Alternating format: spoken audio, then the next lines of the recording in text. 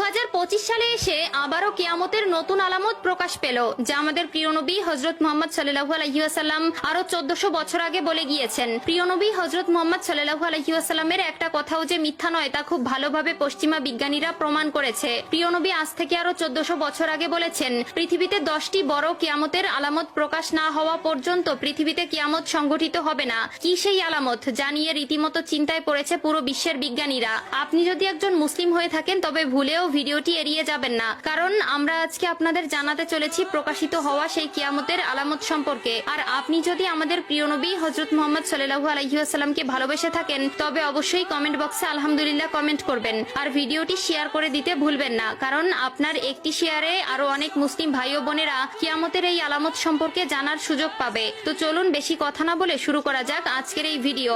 হাদিসে বর্ণিত আছে, কিয়ামত সংঘটিত হওয়ার পূর্বে পুরো পৃথিবী থেকে পবিত্র আল কোরআন উঠিয়ে নেওয়া হবে। প্রিয় দর্শক, কিয়ামতের নিকটবর্তীতার প্রমাণস্বরূপ কিছু আলামত প্রকাশ পাবে। এর মধ্যে কিছু হবে বড় আলামত, আবার কিছু হবে ছোট ছোট আলামত। ইতিমধ্যে পুরো বিশ্বে অসংখ্য কিয়ামতের ছোট আলামত প্রকাশিত হয়েছে।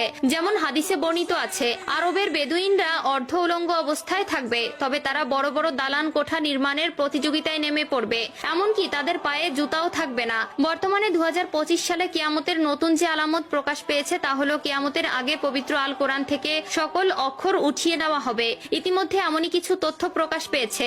আজ থেকে প্রায় 1400 বছর আগে মহান আল্লাহ তাআলা হযরত মুহাম্মদ সাল্লাল্লাহু আলাইহি ওয়াসাল্লামের উপর কোরআন নাজিল করেন এবং আল্লাহ তাআলা ঘোষণা দেন কিয়ামতের আগ পর্যন্ত তিনি নিজেই তা সংরক্ষণ করবেন। আল্লাহ তাআলা পবিত্র আল কোরআনের মধ্যে বলেছেন, নিশ্চয়ই আমি কোরআন অবতীর্ণ করেছি এবং আমি এর সংরক্ষক। সূরা আল হিজর আয়াত নম্বর 9। কিন্তু এমন এক সময় আসবে যখন মানুষ কোরআন ভুলে যাবে। পৃথিবীতে এমন কেউ থাকবে না যে কোরআন স্মরণ করবে। তখন আল্লাহ তাআলা এই পৃথিবী থেকে কোরআন তুলে নিবেন। এরপর ইসরাফিল আলাইহিস সালাম সিংহায় ফুঁক দিবেন এবং এই মহাবিশ্ব ধ্বংস হয়ে যাবে। রাসূলুল্লাহ সাল্লাল্লাহু আলাইহি ওয়াসাল্লাম বলেছেন, রাতের অন্ধকারে কোরআন মানুষের বুক থেকে উঠিয়ে নেওয়া হবে, এমনকি মুসহাফের একটি আয়াতও পৃথিবীতে অবশিষ্ট থাকবে না। ইবনে মাজাহ হাদিস নম্বর 4050। কিয়ামতের আগে পৃথিবীতে কোনো মুমিন ব্যক্তি থাকবে না। কিয়ামত আসবে পৃথিবীর সবচেয়ে নিকৃষ্ট মানুষদের উপর। আনাস ইবনে মালিক রাদিয়াল্লাহু তাআলা আনহু থেকে বর্ণিত, রাসূলুল্লাহ সাল্লাল্লাহু আলাইহি ওয়াসাল্লাম বলেছেন, কিয়ামত ততক্ষণ শুরু হবে না যতক্ষণ না এই পৃথিবীতে এমন কেউ অবশিষ্ট থাকবে না যে বলবে আল্লাহ আল্লাহ। সহিহ মুসলিম।